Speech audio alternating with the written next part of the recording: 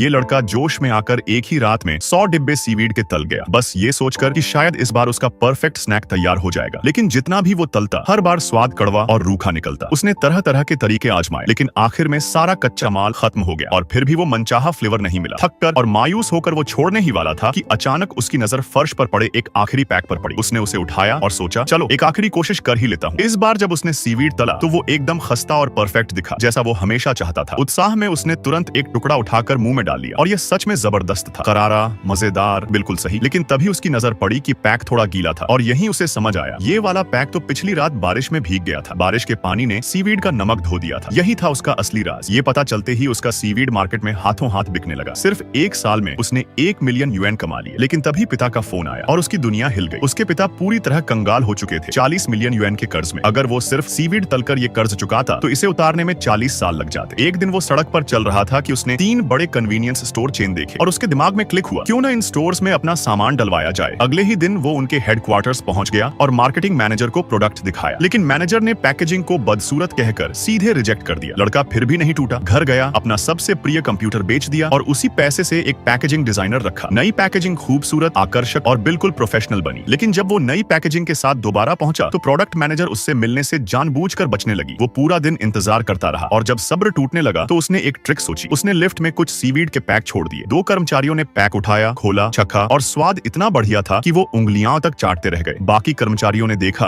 और उन्होंने भी चखा और सबको पसंद आ गया। अब उसका सीवीड पूरे ऑफिस में वायरल हो चुका था। प्रोडक्ट मैनेजर खुद उसके पास आई और बताया कि वो उसके सीवीड को पूरे देश के 70,000 से ज्यादा स्टोर्स में रखना चाहती है, लेकिन एक शर्त पर, क्वालिटी कंट्रोल। टीम उसकी फैक्ट्री की जांच करेगी, अगर वो पास हो गया तो डील फाइनल। लेकिन सच्चाई ये थी, उसके पास फैक्ट्री थी ही नहीं। बैंक से लोन लेने गया, लेकिन कागज देखकर लोन तुरंत रिजेक्ट कर दिया गया। 40 मिलियन का पारिवारिक कर्ज और घर नीलामी की कगार पर। मजबूर होकर उसने कार बेच दी और एक जर्जर सी गोदाम जैसी जगह किराए पर ले ली। पैसे बचाने के लिए उसने खुद ही डिजाइनिंग भी की और मजदूरों के साथ मिलकर फैक्ट्री भी बनाई। कुछ दिनों बाद क्वालिटी इंस्पेक्टर आई और उसे कई खामियां दिखी। दरवाजे की पेंट अभी सूखी नहीं थी, सिंक के पीछे गंदगी थी, मजदूरों ने मास्क नहीं पहना था। इंस्पेक्टर ने उसे 1 हफ्ते का समय दिया सब कुछ ठीक करने के लिए। उसने दिल लगाकर हर कमी को सुधार दिया। जब इंस्पेक्टर वापस आई, फैक्ट्री पूरी तरह बदल चुकी थी। वो टेस्ट में पास हो गया। अब उसका सीवीड पूरे देश में सप्लाई होने लगा। सिर्फ 2 साल में उसने पूरा कर्ज चुका दिया और कुछ ही सालों में उसका सीवीड पूरी दुनिया में बिकने लगा। वार्षिक बिक्री 1.2 बिलियन यूएन पहुंच गई। उम्र भले ही उसकी छोटी थी, लेकिन हौसले आसमान छूते थे, क्योंकि दुनिया में बड़ा वही बनता है जो मंजिल से ज्यादा अपनी मेहनत पर भरोसा रखता है।